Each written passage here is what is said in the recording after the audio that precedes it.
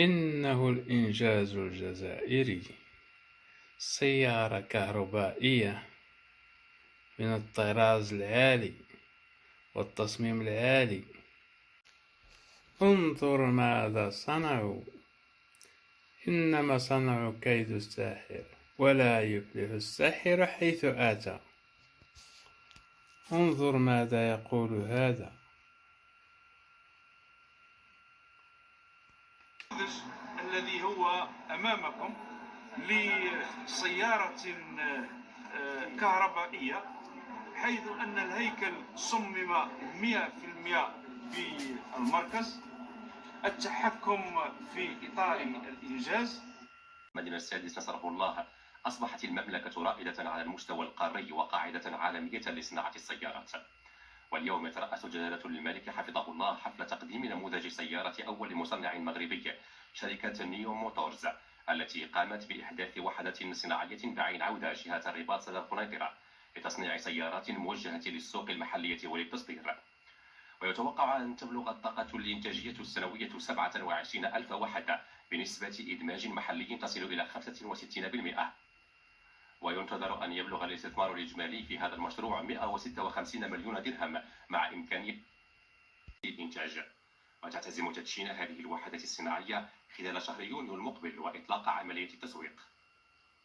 وتشرف على هذا المشروع الذي يعد إيذانا بميلاد أول علامة سيارة مغربية للعموم كفاءات وطنية، ويعتمد خصوصا على منظومة محلية لتجهيز السيارات تطورها المملكة. نموذج سيارة أول مصنع مغربي قام بتطويرها مغربي، مشروع مبتكر من شأنه تعزيز علامة صنع في المغرب وتدعيم مكانة المملكة كمنصة تنافسية لإنتاج السيارات.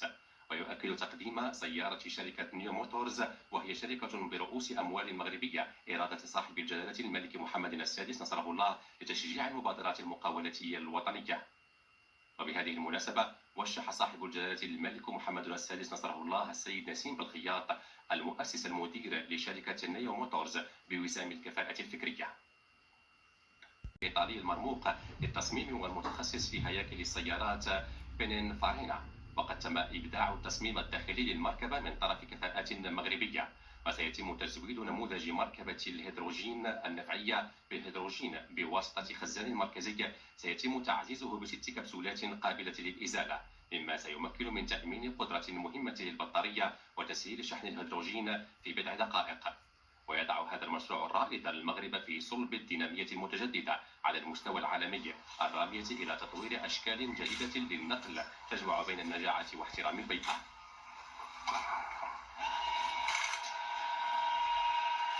وتنسجم هاتان المبادرتان الصناعيتان تمام الانسجام مع التعليمات الملكية السامية الرامية إلى توجيه القطاع الخاص نحو الاستثمار المنتج، لا سيما في القطاعات المتطورة والمستقبلية، وتحفيز بيثاق جيل جديد من المقاولات في المملكة. كما يكرس هذان المشروعان الرؤية المستنيرة لجلالة الملك بخصوص التنمية المستدامة وتعزيز الطاقات المتجددة، لا سيما في قطاع الهيدروجين الأخضر الواعد. وتجسد هذه البادرة الريادة التي أصبح يتميز بها المغرب بقيادة صاحب الجلالة الملك محمد السادس نصره الله في مجال صناعة السيارات واستقطابه للاستثمارات الوطنية والدولية، مما يعزز مكانة المغرب على الصعيد القاري والدولي. وبهذه المناسبة كذلك وشح صاحب الجلالة الملك محمد السادس نصره الله السيد فوزي نجاح، المؤسس المدير لشركة نامكس، بوسام الكفاءة الفكرية. جرى هذا الحفل بحضور وزير الصناعة والتجارة السيد رياض منصور.